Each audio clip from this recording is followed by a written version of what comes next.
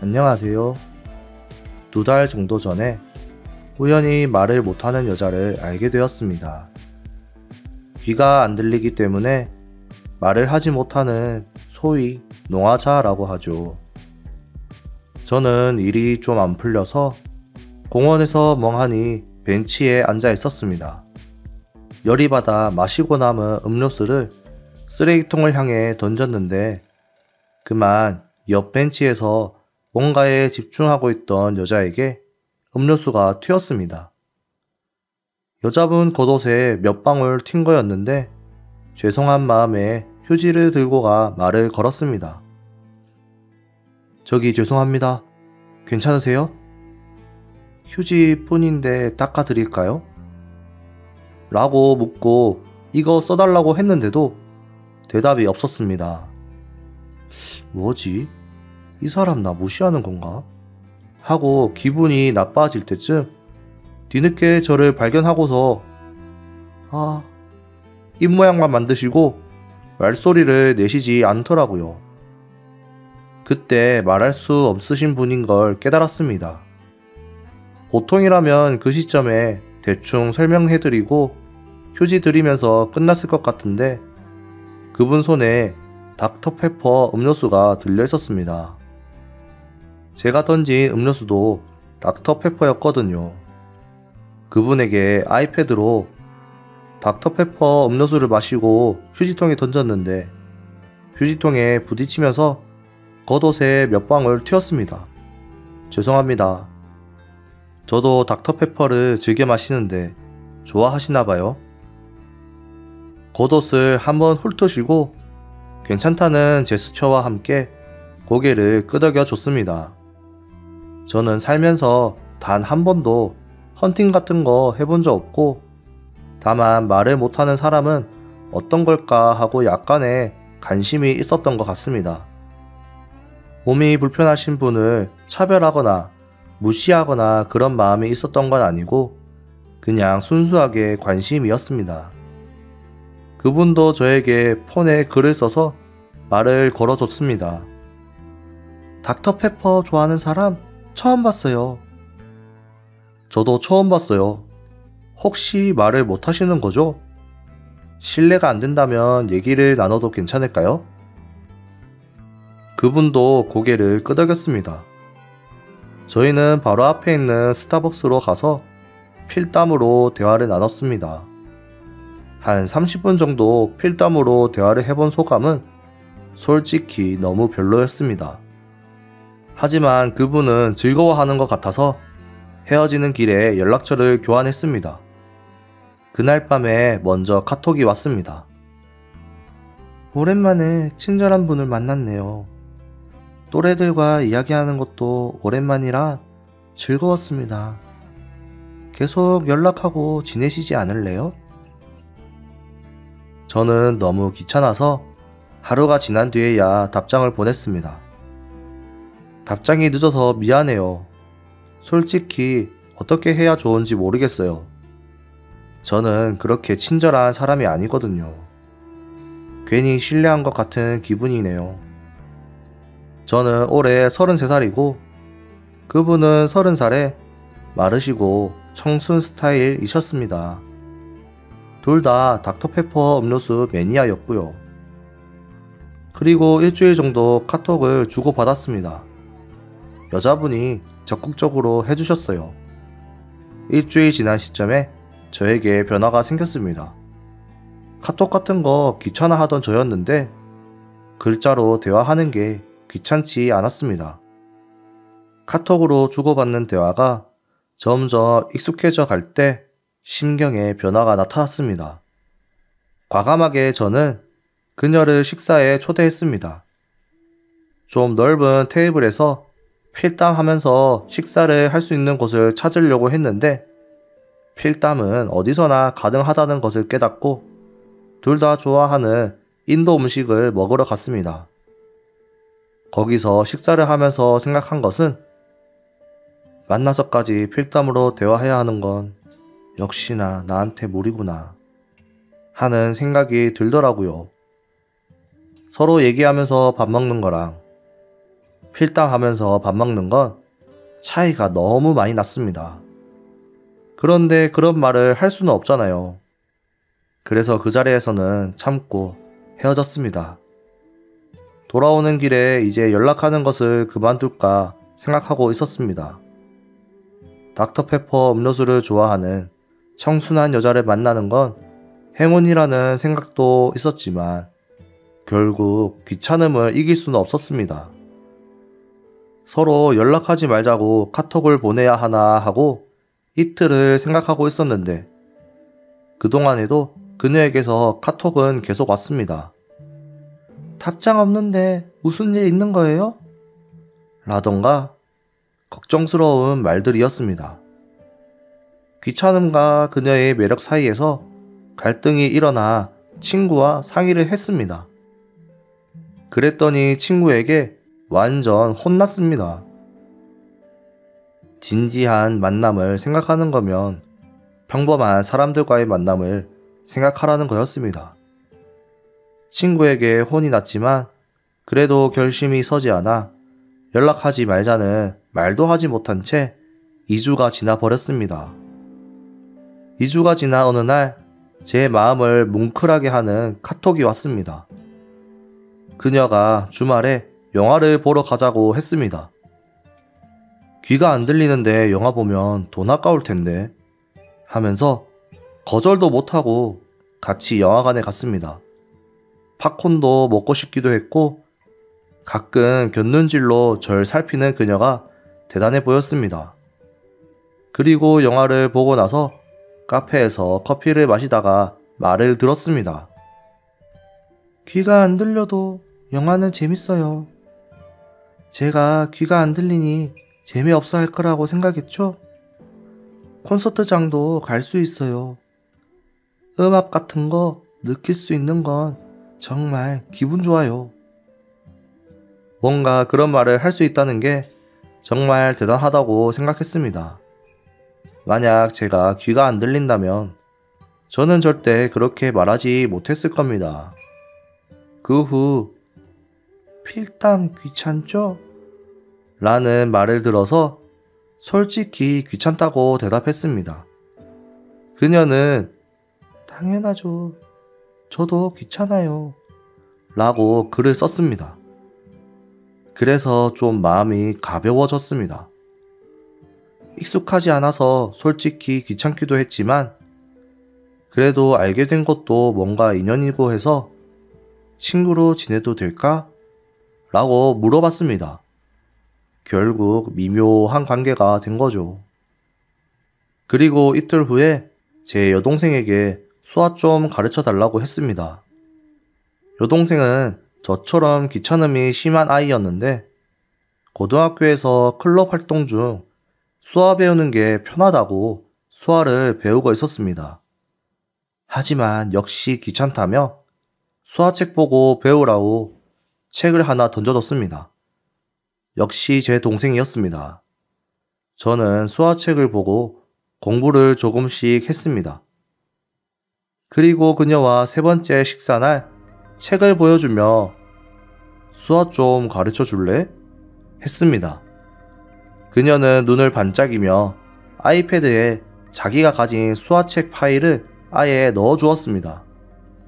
그러다 보니까 자주 만나게 되었고 그녀에게 수화를 조금씩 배우고 있었습니다. 배운 걸 바로 써볼 수 있다는 게 즐거워서 귀차니즘도 이기고 있었습니다. 약 한 달 동안 거의 매일 일 끝나고 그녀와 만났고 필담이 조금씩 줄어들 무렵 그녀에게 고백을 했습니다. 물론 수화로 했습니다. 하지만 결과는 안 됐습니다. 이유를 물었지만 좀처럼 가르쳐주지 않았고 나중에 카톡으로 말해도 되냐고 해서 그러라고 했습니다. 이유는 모처럼 좋은 관계인데 사귀면 망가질지도 모른다는 거였습니다. 나는 귀가 안 들려서 사귀는 건 정말 힘들어. 안이하게 생각하고 사귀면 고생만 하다 끝나.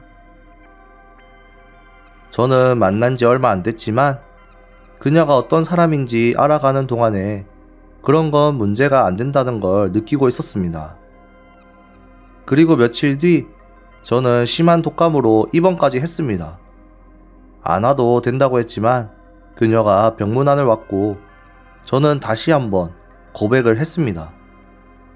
수아로는 하고 싶은 말을 다 할 실력이 안 돼서 하고 싶은 말 전부 노트에 손글씨로 써서 마음을 전했습니다.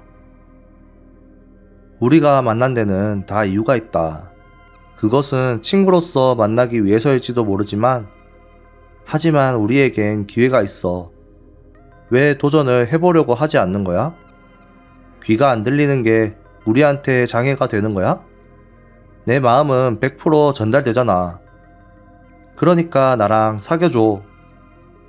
라는 식의 글을 썼습니다. 그녀는 계속 눈물을 흘렸습니다. 제 고백의 결과는 다행히 성공이었습니다. 그 다음부터는 수학 공부를 계속하고 평범한 커플처럼 데이트하고 지냈습니다. 문제는 그녀의 아버지입니다. 그냥 잠깐 만나는 사이 아냐? 결혼할 생각으로 만나는 거 아니면 빨리 헤어져! 이런 식의 대화가 있었다는데 정말 속상했습니다. 결혼을 생각하기엔 사실 만난 지도 얼마 안 됐고 그래도 그녀와의 사이는 좋았습니다. 그녀도 저도 진심으로 좋아했기에 혼자 있을 땐 생각이 많아졌습니다. 그리고 저도 그녀도 입 밖에 내진 않았지만 불안한 나날을 보내고 있었습니다. 저는 무수한 생각 끝에 제 진심을 그녀의 부모님께 말씀드려야겠다고 결심을 했습니다. 며칠 뒤 그녀와 함께 그녀의 집으로 갔습니다. 어머니께서 반겨주셨는데 어머니는 느낌이 굉장히 좋았습니다. 싱글벙글 하시며 추웠지? 라고 말해주시는 게 상냥하셨습니다. 그리고 문제의 아버님은 거실에서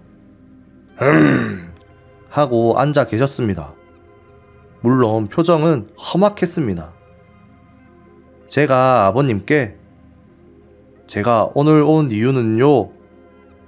말이 끝나기도 전에 아버님께서 말씀하셨습니다. 딸을 30년 동안 힘들게 키워왔어. 귀가 안 들리는 건 자네가 생각하는 것보다 훨씬 힘든다네. 앞으로 평생 참으면서 함께 살 자신이 있는가? 라는 말을 하셨습니다. 저는 그녀와 함께 대화를 하고 싶어서 최대한 수화를 써가면서 아버님께 말씀드렸습니다. 솔직히 지금 시점에서 결혼을 언제 할지는 모르겠습니다. 아버님 걱정대로 헤어질 수도 있습니다. 하지만 그건 둘의 마음이지 귀가 안 들리는 건 문제가 되지 않습니다. 그랬더니 역시나 혼났습니다. 그만한 각오로 딸과 사귈 생각이야. 그러다 헤어지면 우리 딸만 불쌍하지 않나? 어머니께서도 말씀하셨습니다. 다만 아버님에게 말씀하셨어요. 귀가 안 들리는 거 상관없다고 하잖아요. 그런 걸로 한 번도 말하지 않았다는데 지금 귀가 안 들리는 걸 신경 쓰는 사람은 당신뿐이야. 라고 말씀하셨습니다. 그래도 아버님은 좋아서 만나는 것만으로는 안 된다며 막무가내로 우기셨습니다. 저도 인내심이 폭발하여 한마디 했습니다. 그럼 어쩌라는 거예요? 제가 무직이고 수입도 없이 바람 피우는 남자라면 마구잡이로 말해도 괜찮습니다. 하지만 일도 하고 있고 수입도 평범하게 있고 바람 피우지도 않았고 진심으로 소중하게 생각하고 있습니다. 지금 저는 따님을 생각하는 마음뿐입니다. 하고 단숨에 말해 주었습니다. 저와 어머님의 말을 듣고 주춤거리시던 아버님은 끝내 침묵하셨습니다. 그녀가 수화로 말했는데 내용은 이러했습니다. 아빠, 남자친구 수화 배운 지 아직 한 달 정도밖에 안 됐는데 이렇게나 말을 잘 하고 있어. 이렇게 되기까지 얼마나 연습했을지 아빠는 잘 알 거야. 이런 모습을 보면 남자친구는 정말 진심이라는 거 알 수 있어. 나는 결혼한다면 위선자와는 결혼하고 싶지 않아. 솔직하게 결혼은 모른다고 말해주는 사람과 하고 싶어. 말하는 내용도 기뻤지만 그것보다 훈련을 해도 발음이 좋지 않기에 소리내어 말하는 걸 컴플렉스처럼 느끼는데 소리를 내면서 흐느끼며 아버지에게 말하는 모습을 보였습니다. 아버님은 딸이 목소리 내는 걸 정말 오랜만에 들었다며 지금까지 저를 시험해보는 의미도 있기에 강하게 말한 부분도 있다며 정말로 힘들 텐데 후회 안 하겠나? 라는 질문을 마지막으로 하셨습니다. 저는 남자답게 말씀드렸습니다. 그건 모르겠습니다. 그래도 진심으로 행복하게 해주겠다는 생각만은 정말 확실합니다. 처음으로 아버님께서 고개를 숙이시며 우리 딸 잘 부탁하네 라고 하셨습니다.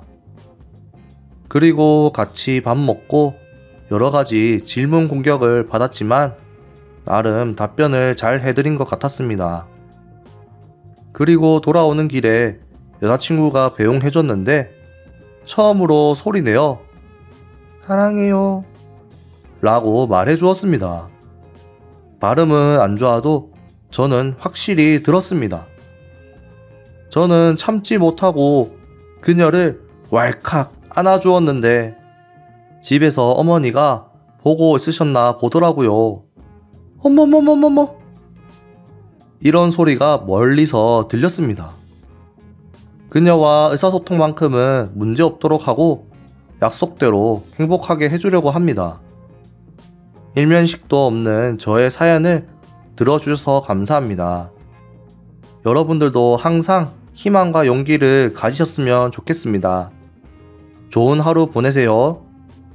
저도 사연자분처럼 용기를 내어 사랑을 쟁취해 보고 싶네요. 여러분께서는 좋은 사람을 만나시면 절대 놓치지 마시고 인연을 이어가셨으면 좋겠습니다. 감사합니다. 안녕하세요. 저는 38살 미혼 남자이고 조카 딸은 24살이고 이름은 수영입니다. 수영이는 형 부부의 자녀입니다. 형과는 나이 차이가 많이 나서 11살 차이가 납니다. 제가 14살 때 당시 25살이던 형 부부에게서 수영이가 태어났습니다. 당시 아기 따윈 시끄러울 뿐이라고 생각했던 바보 중에 바보였지만 수영이만은 뭐든지 귀여워 보이는 게 정말 신기했습니다. 아버지는 고집이 세시고 말이 없으시고 화가 날 때는 정말 무서운 분이셨지만 첫 손녀가 되는 수영이에게는 가족 중 누구도 본 적이 없는 미소를 지으셔서 괜히 질투가 나기도 했습니다. 물론 저도 항상 수영이를 귀여워하며 함께 놀아줬습니다. 때는 수영이가 4살 때 제 어머니와 형수님의 어머니가 잇따라 병으로 돌아가셨습니다. 2년 후에는 제 아버지께서도 사고로 돌아가셨어요. 형수님의 아버지께서는 아주 오래전에 돌아가셨기 때문에 수영이는 6살에 조부모님을 여인 것입니다. 아버지께서 사고로 돌아가셨을 때 형 가족과 함께 아버지 집을 정리하러 갔었는데 수영이가 할아버지 보고 싶다며 울기 시작해서 저도 좀 울었습니다. 그리고 수영이가 12살 되던 해에 그 사고가 났습니다. 형 가족이 타는 차가 트럭과 충돌하면서 형은 그 자리에서 숨을 거두었고 형수님은 사흘간 의식불명 후에 안타깝게도 운명을 달리하셨습니다. 수영이는 기적적으로 타박상만 입었고 수영이의 친척은 저뿐이었습니다. 그 당시 26살이던 저는 마침 일하던 곳이 망해서 백수 상태였습니다. 저 혼자서도 하루하루가 힘든 상태였기에 아동보호시설에 수영이를 맡기게 됐습니다. 그 후 운송회사에서 일하게 된 저는 매주 수영이를 만나러 갔습니다. 시설에 들어간 수영이는 사고의 정신적 영향이 컸던 것인지 자주 우울해했습니다. 그런데도 제가 만나러 가면 몹시 기뻐해졌습니다. 그래서 조금이나마 격려가 되었으면 해서 자주 보러 가기 위해 노력을 많이 했습니다. 그런데 이것이 역효과를 낼 줄은 몰랐습니다. 이제 곧 수영이가 초등학교 졸업을 하는 시기에 시설에서 연락이 왔습니다. 수영이가 왕따를 당하고 있다는 것이었습니다. 그 원인이 바로 저라고 하더라고요. 기본적으로 이 시설에 있는 아이들은 보호자가 없거나 학대를 당해서 부모나 친척을 만날 일이 없는 아이들입니다. 그러던 중 수영이는 항상 친척이 만나러 와서 즐거워했기에 다른 아이들에게 미움을 받아 왕따를 당한다는 거였죠. 시설 직원과 대화를 나눴는데 그때 말씀하신 것이 수영이와 만나는 횟수를 극단적으로 줄이는 게 도움이 된다는 거였습니다. 그분의 말씀처럼 수영이를 위한 거라고 생각해 마지못해 납득을 했습니다. 수영이에게도 이 사실을 알렸고 그러자 수영이가 갑자기 울기 시작했습니다. 삼촌은 내가 싫어졌어? 아빠도 엄마도 아무도 없는데 삼촌까지 사라지면 나는 외톨이가 될 거야. 그런 거 싫어. 게다가 여기 있는 것도 사실은 싫어 죽겠어. 만날 때는 항상 싱글벙글하고 이기적인 말도 하지 않던 수영이었지만 역시 감정을 많이 참고 있었던 겁니다. 그런 수영이를 보고 마음이 아파와 저도 울었습니다. 12살에 갑자기 부모님을 잃은 수영이가 단 1년 만에 다시 일어설 수 있을까? 흐느끼며 울었는데 수영이가 평소 같으면 달라붙었을 텐데 이때는 저에게서 조금 떨어져 결코 가까이 오려고 하지 않았습니다. 그리고 머릿속으로만 계속 되새기던 것을 수영이에게 제안을 했습니다. 삼촌이랑 같이 살래? 괜찮아? 삼촌한테 내가 방해되지 않아? 싫지 않아? 정말 좋은 거야? 12살 주제에 무슨 말을 하는 거야? 삼촌이 수영이를 싫어할 리가 없잖아. 하고 저도 모르게 소리를 쳤습니다. 수영이와 저는 울면서 동시에 웃고 있었습니다. 하지만 집이 너무나 작았고 이사할 돈도 없었던 저는 재취업할 때나 여러모로 신세를 지고 의지하고 있던 최 사장님께 이번 일도 상의했는데 다음날 더 넓은 집을 구해주셨습니다. 사장님이 아는 부동산에 말해서 바로 구해주신 것 같았습니다. 게다가 사장님과 집도 가까웠습니다. 무슨 일이 있으면 언제든지 우리 집에 수영이를 부탁해도 된다. 너 혼자서는 힘들 거야. 저는 고마워서 여러 번 인사를 드렸습니다. 최 사장님은 당시 48세셨는데 상당히 남자다운 우두머리 스타일이셨습니다. 사모님과 22살, 18살 두 딸이 있었습니다. 사장님은 제 사정을 예전부터 알고 계셨지만 가족들에게는 이때 처음 설명을 했습니다. 사모님께서는 제 사정을 들으시고 언제든지 괜찮다며 편하게 생각하라고 하셔서 정말 사장님 가족에게 여러 번 감사드렸습니다. 처음에는 수영이와 정말 어색한 생활이었습니다. 서로 거리감이 느껴졌다고 할까요? 그래도 수영이가 웃고 학교 얘기도 하고 사장님네 딸들과 놀러가고 했던 일을 즐겁게 이야기하는 걸 보고 정말 이렇게 하길 잘했다 그런 생각이 들었습니다. 동거를 시작한 지 한참 지난 어느 날 밤에 수영이가 자고 있는 방에서 비명소리가 들렸습니다. 방에 가자 수영이는 떨면서 울고 있었습니다. 그 사고의 일을 꿈에서 본 거였습니다. 사고 순간은 충격이나 정신을 잃어서 기억은 못했지만 유일하게 기억하고 있는 것이 구출 직후에 엄마와 이야기를 한 것입니다. 피투성이가 된 엄마가 수영이를 불렀고, 다행이다. 다행이야. 수영이가 무사해서 다행이야. 아빠는? 수영이는 잘 모른 채 그냥 대답했습니다. 아빠, 괜찮아. 엄마. 수영이 말을 듣고선 대답도 하지 못한 채 의식을 잃었고, 수영이는 그런 대화를 했다는 것 외에는 기억이 나지 않는다고 했습니다. 그 장면을 한 달에 한두 번씩 꿈에서 본다는데 얘기를 들어도 해줄 수 있는 게 없어서 괴로웠습니다. 그런 날은 수영이가 안정된 후 푹 잠들 때까지 옆에 있어주는 것밖에는 할 수 없었습니다. 이후에도 비명을 지르는 일이 더 있었고, 제가 수영이가 잘 때 옆에 있어주고, 반대로 수영이가 제가 자고 있는 방으로 와서 함께 잔 적도 있었습니다. 중2의 가을이었던가? 갑자기 크림 스프를 시중에 파는 게 아니라 손수 만드는 일에 열중하기 시작했습니다. 완성된 스프는 충분히 맛있었지만 수영이는 왠지 만족을 못하는 듯 했습니다. 스프 맛있네? 그냥 사 먹어도 되는데 계속 만드는 이유가 있어?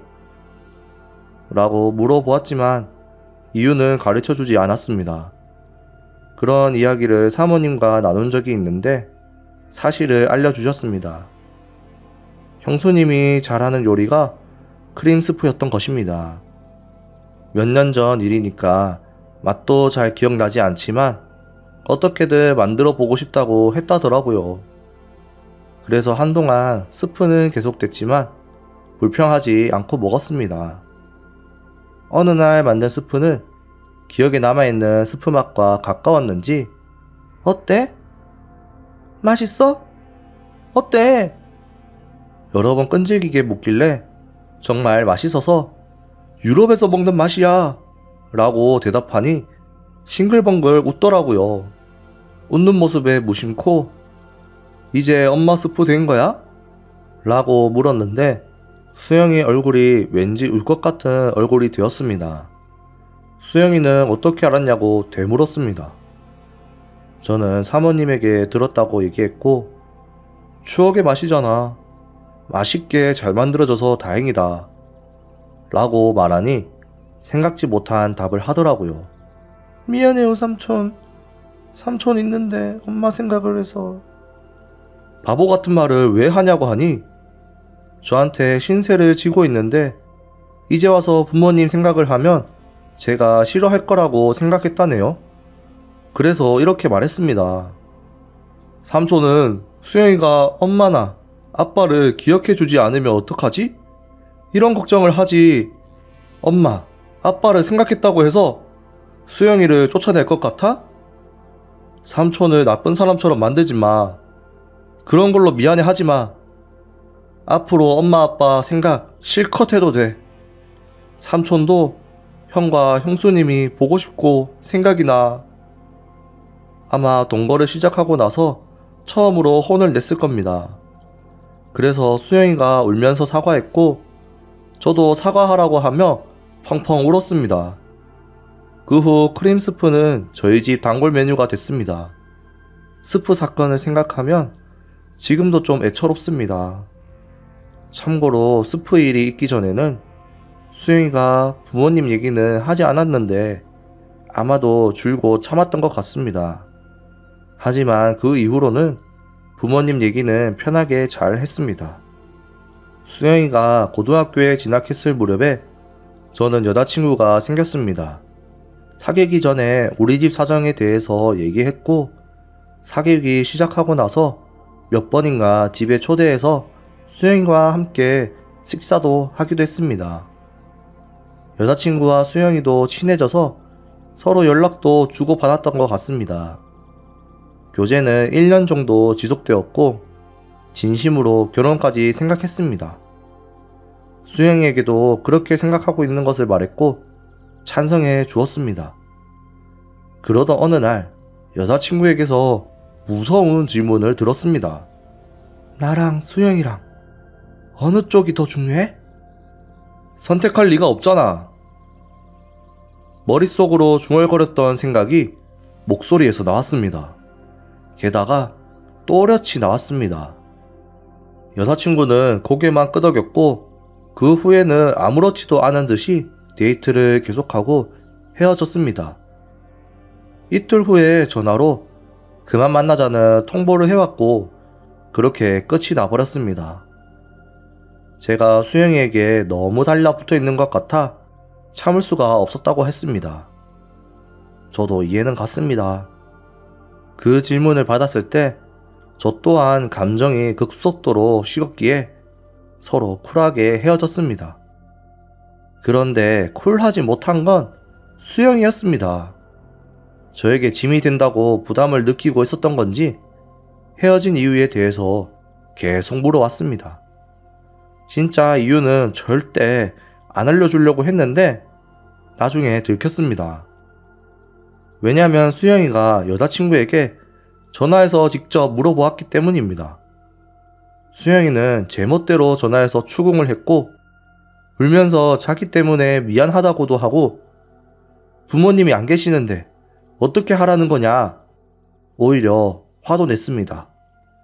일단 오랜만에 머리를 쓰다듬어 주면서 안 그래도 결혼 상대는 아닌 것 같아서 헤어지려고 했어.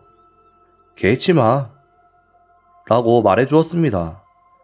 그 후로 더 이상 말은 안 했지만 수영이도 신경이 쓰였을 겁니다. 고등학교를 졸업한 수영이는 간호대에 진학을 했습니다. 한날은 남자친구를 소개시켜주고 싶다고 했습니다. 폰을 보며 희죽희죽 웃고 전화가 오면 일부러 밖에 나가서 통화하는 것도 알고 있었는데 소개시켜준다고 하니까 기분이 묘했습니다. 소개받은 남자는 22살 대학생이었고 사람이 좋을 것 같은 상냥한 얼굴에 다만 유도를 하고 있어서인지 체격이 매우 좋았습니다. 잘 어울리는 두 사람이구나 하고 생각을 했습니다.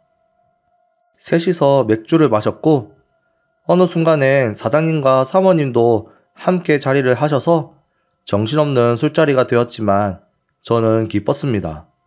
수영이도 남자친구도 사장님 내외도 즐거워 보였고 그 후에도 수영이와 남자친구는 교제를 계속해왔습니다. 수영이는 졸업 후 병원에서 근무했고 거처도 그 병원 기숙사로 옮겼습니다. 남자친구도 무사히 취직을 했습니다. 그리고 작년 봄 집에 남자친구를 데리고 수영이가 돌아왔습니다. 우리 결혼해요 라고요. 수영이 남자친구는 반드시 수영이를 행복하게 하겠습니다. 아버님, 따님을 저에게 주세요.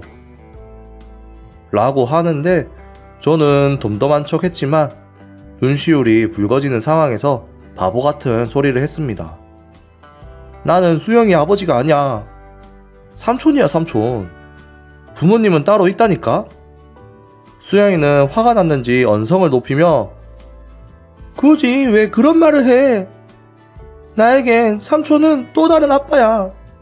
남자친구한테도 그렇게 말했으니까 이렇게 해도 돼.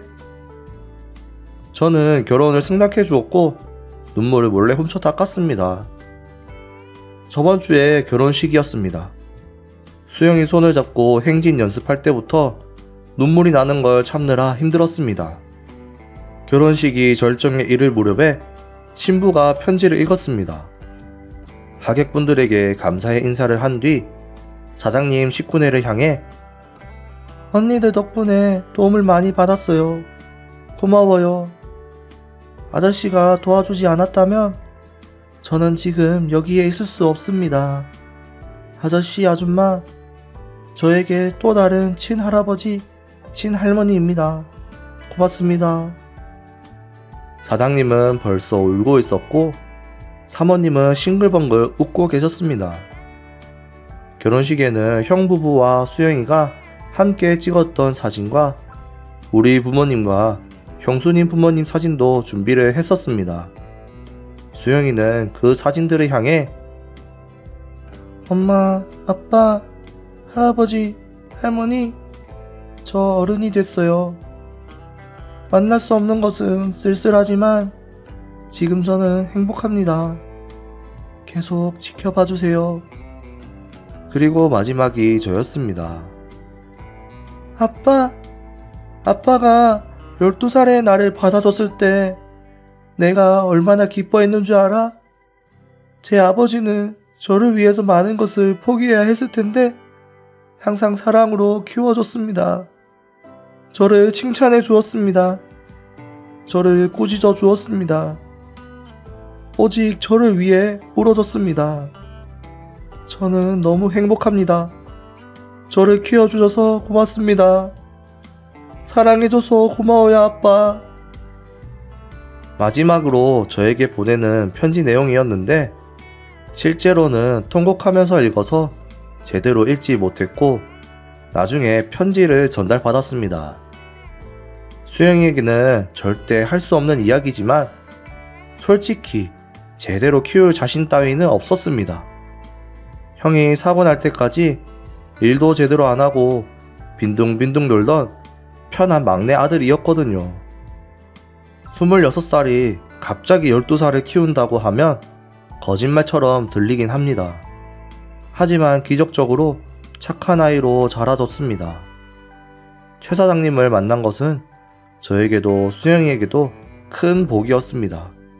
아무리 감사해도 모자란 것 같네요. 오늘 저녁에 딸 부부가 신혼여행에서 돌아옵니다. 내일은 형 부부 묘소에 다 같이 인사드리러 다녀올까 합니다. 긴 이야기 들어주셔서 감사합니다. 저는 이 사연을 접하고 오랜만에 눈물을 엄청 흘렸는데요. 사연자분께서도 좋은 인연을 만나 행복한 가정을 꾸렸으면 좋겠습니다. 여러분들은 이 사연이 어떠셨나요? 저처럼 눈물을 흘리신 분이 계신다면 좋아요 한 번씩 눌러주세요. 댓글 또한 저에게 큰 힘이 됩니다. 항상 감사합니다. 안녕하세요. 저랑 아내에 대해서 말씀드리면 저는 32살의 회사원입니다. 아주 평범한 샐러리맨이죠. 아내는 27살의 직장인입니다. 아내도 평범합니다. 결혼하고 이제 곧 10개월이고 아직 신혼입니다. 아이는 없지만 슬슬 갖고 싶다는 생각을 하고 있습니다. 아내와의 만남은 2년 전 한 사교 모임이었습니다. 저는 오랫동안 사귀었던 여자친구와 헤어진 지 얼마 되지 않아 그냥 아무 생각 없이 참가하고 있었습니다. 대충 몇 명의 여성들과 이야기하고 연락처도 교환하긴 했지만 흥도 안 나고 괜히 참가했나 싶은 생각으로 있었는데 지금의 제 아내가 저에게 말을 걸어왔습니다. 뭔가 피곤하네요. 이러면서 뭔가 다른 여자들처럼 투덜투덜한 분위기가 없어서 저는 편안하게 대화를 나눌 수 있었습니다. 저에게 사교 모임에 참가하는 것은 몇 번째냐고 물어봐서 실은 얼마 전 여자친구에게 차여서 그냥 참가해봤어 라고 말했습니다. 그러자 그래요? 사실 저도 그래요. 모임에 괜히 왔나봐요. 남자한테 질리네요. 자기도 그렇다고 하니 단숨에 거리가 좁혀진 느낌이었습니다. 그 후 모임도 끝나고 아내랑 둘이서 다른 장소에서 시간을 더 보냈습니다.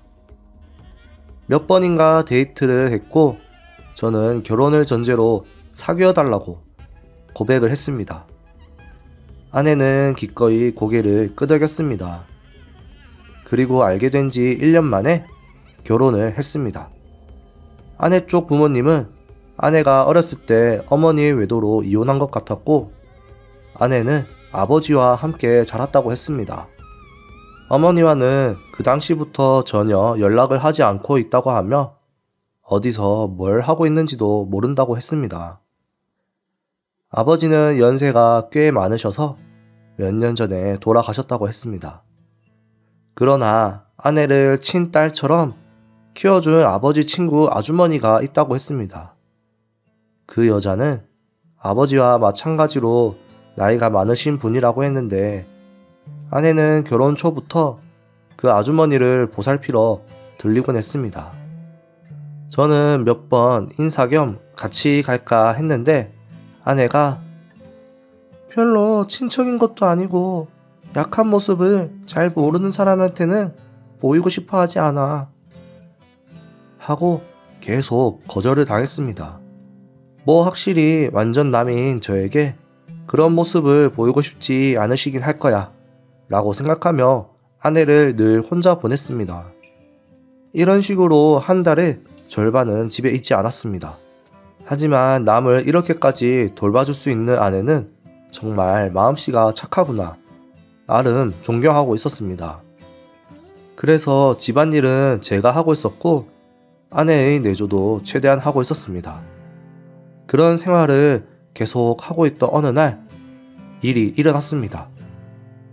아내는 여느 때처럼 일하러 나갔습니다.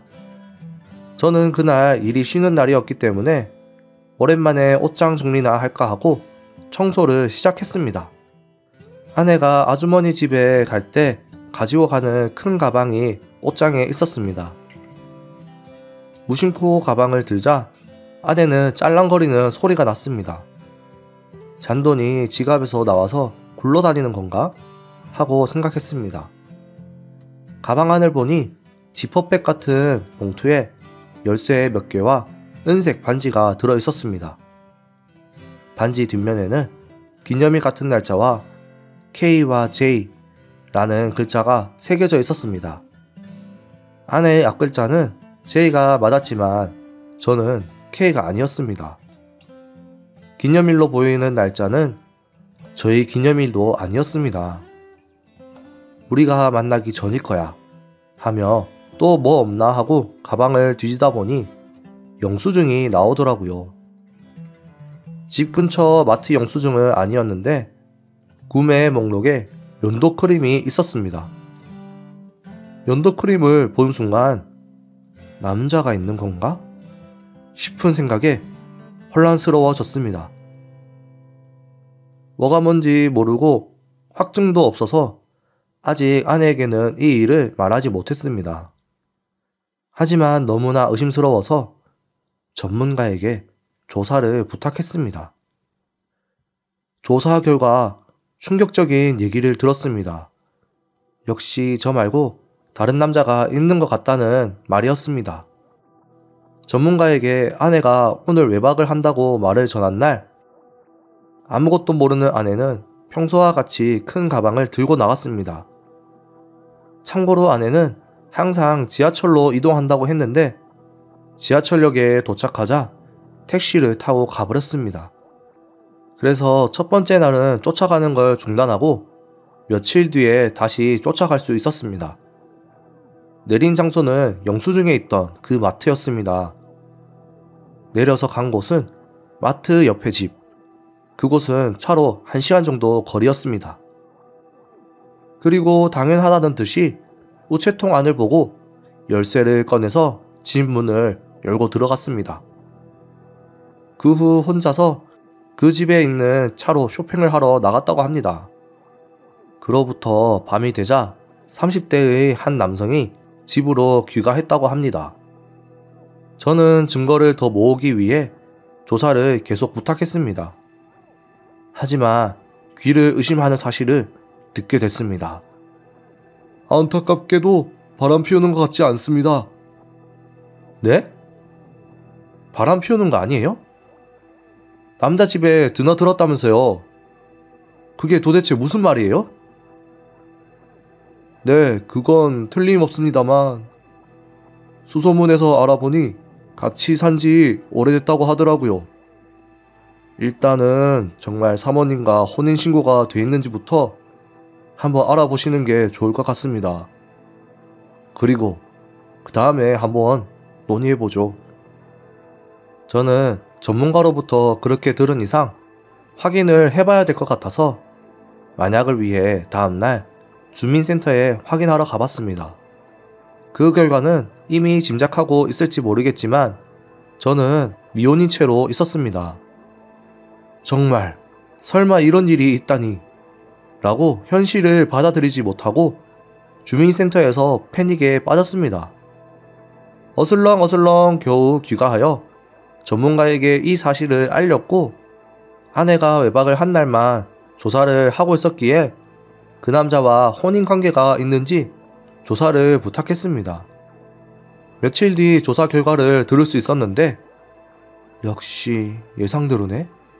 라며 억지 웃음을 지었는데 결국 참지 못하고 눈물이 왈칵 쏟아졌습니다. 그리고 전문가로부터 이거 정말 대단한 결혼 사기인데요? 저희가 할 수 있는 최대한의 증거를 찾아보겠습니다. 제대로 한번 복수해보지 않으실래요? 만약 마음이 있으시다면 믿을만한 변호사를 소개해드리겠습니다.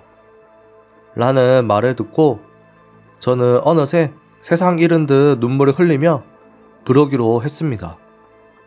저는 앞서 평범한 회사원이라고 했지만 또래에 비하면 연봉은 배로 많았습니다. 그래서 말하지만 참석했던 사교 모임도 남자는 연봉 커트라인이 있어서 저는 남자들 중에서 젊은 편이었습니다. 집도 마당 딸린 전원주택에 대한 로망이 있었기에 아내를 알기 전에 집을 이미 구입했었습니다. 아내는 집에 굴러 들어온 느낌이었죠.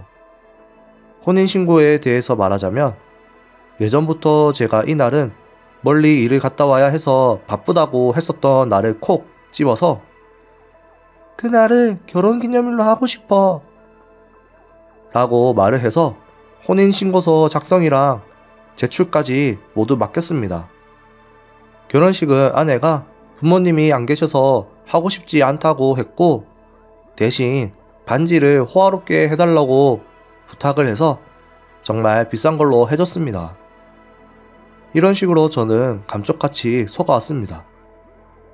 저는 소개를 받아 변호사와 상담을 했습니다. 변호사가 숨겨진 계좌를 가지고 있진 않은지 한번 알아봐 달라고 했습니다.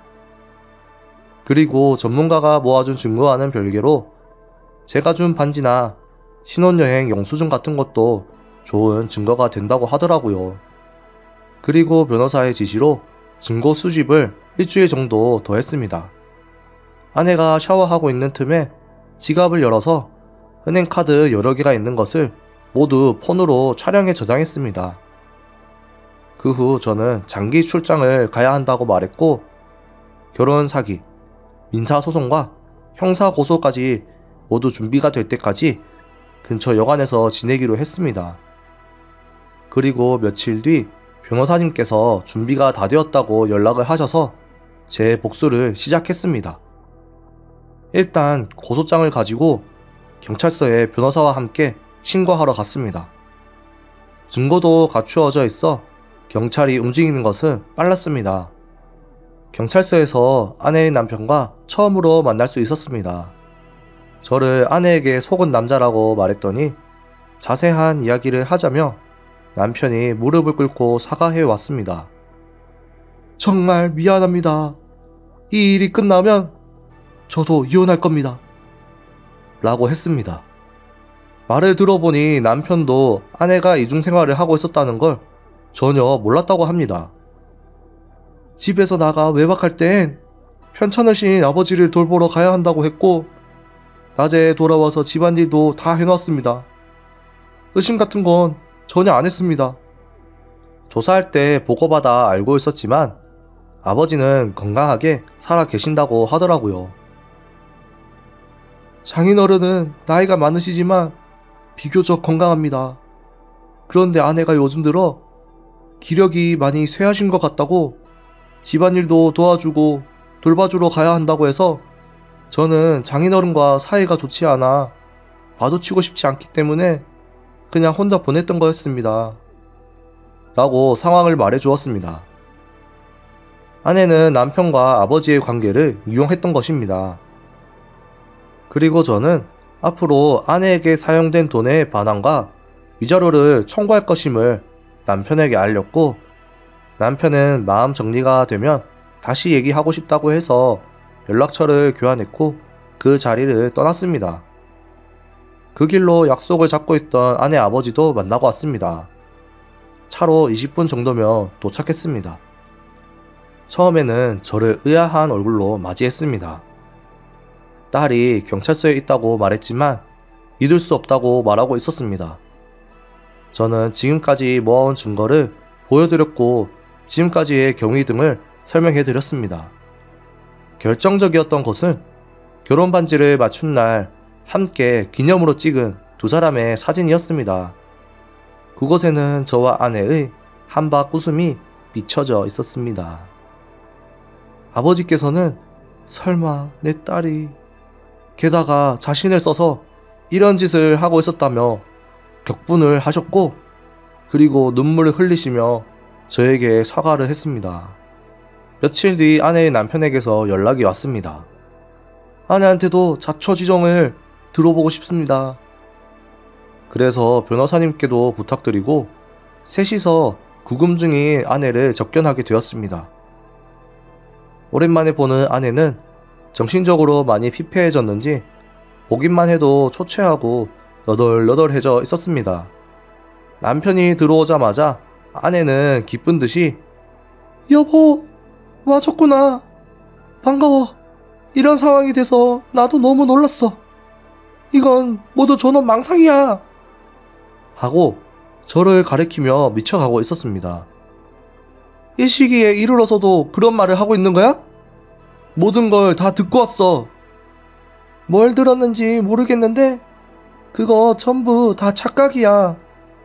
분명히 만나긴 했어.